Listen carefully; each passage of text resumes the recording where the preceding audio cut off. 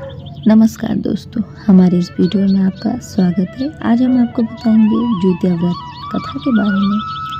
कथा के अनुसार नर्मदा नदी के पास कंचनवटी नाम का एक नगर था।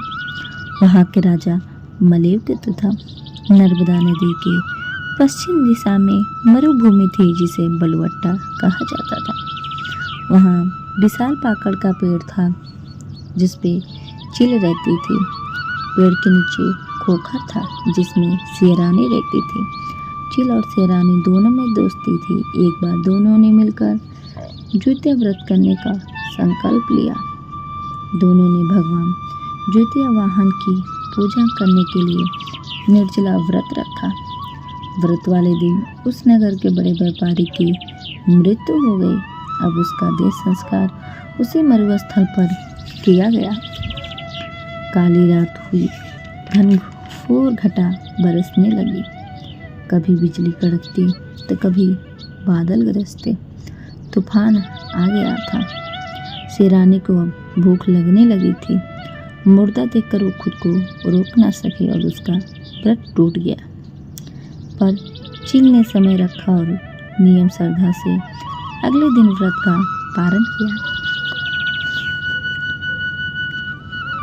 फिर अगले जन्म में दोनों सहेलियों ने ब्राह्मण परिवार में पुत्री के रूप में जन्म लिए। उनके पिता का नाम भास्कर था। चील बड़ी बहन बनी और उसका नाम शीलावती रखा गया। शीलावती की शादी बुधसेन के साथ हुई। शेरानी छोटी के रूप में जन्म लिया और उसका नाम कुप्रावती रखा गया। उसकी शादी उसी नगर के राजा मलेव केतु से हुई। अब कुप्रावती कंचनवटी नगर की रानी बन गई।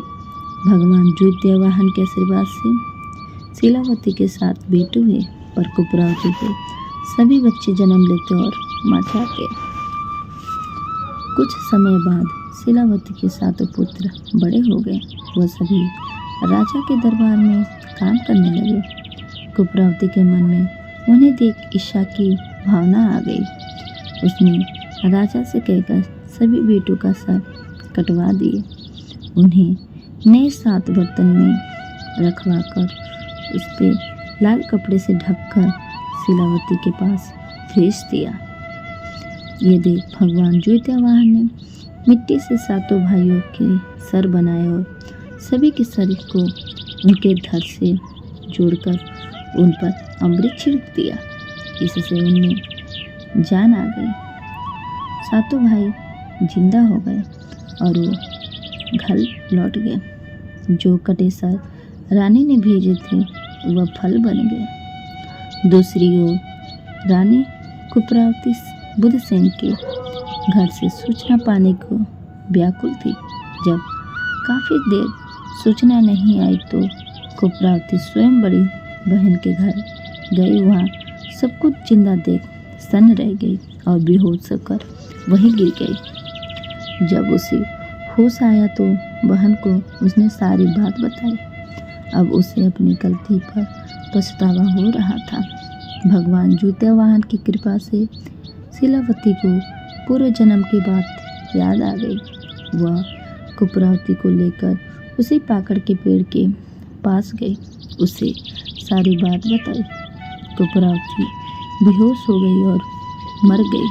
जब राजा को इसकी खबर मिली तो उन्होंने उसी जगह पर पाकड़ के पेड़ के नीचे कुप्रावती का देह संस्कार किया। अगर आप हमारे चैनल को सब्सक्राइब नहीं किए हैं तो प्लीज़ आप हमारे चैनल को सब्सक्राइब कर दीजिए, बेल आइकन को दबा दीजिए ताकि आपको नई नई जानकारियाँ प्राप्त होती रहे।